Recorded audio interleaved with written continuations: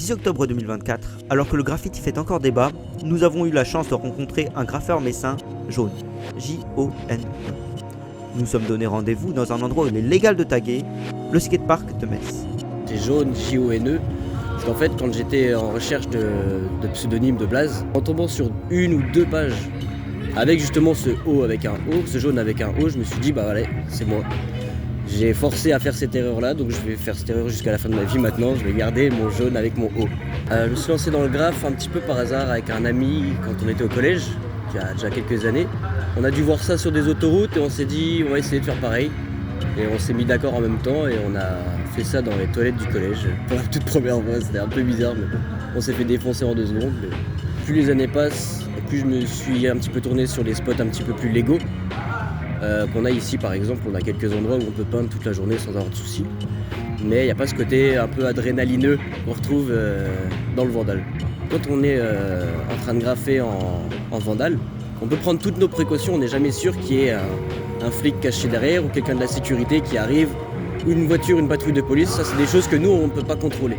Et ça c'est un petit plus dans l'adrénaline. J'aime beaucoup le graphe vandal. Alors il y a quand même 2 sortes de vandales. Par exemple quand il y a un bâtiment qui est en destruction quasiment, que quelqu'un vienne faire un graffiti dessus, ça me choque pas du tout. Alors que quand il y a une maison de quelqu'un qui s'est tué toute l'année ou toute sa vie pour pouvoir s'acheter une maison, que quelqu'un vienne faire ne serait-ce qu'un petit tag dessus, c'est quelque chose qui est vandale, mais que je ne respecte absolument pas, que je respecterai jamais, parce que c'est vraiment pas du tout dans mes principes. Jaune est un membre fondateur du crew NCP, une équipe de graffeurs. On peut en retrouver les traces dans le skatepark, mais également un petit peu dans toute la ville. Il suffit d'ouvrir l'œil. Le NCP, c'est un collectif que j'ai créé avec justement ce fameux copain dont je parlais au tout début.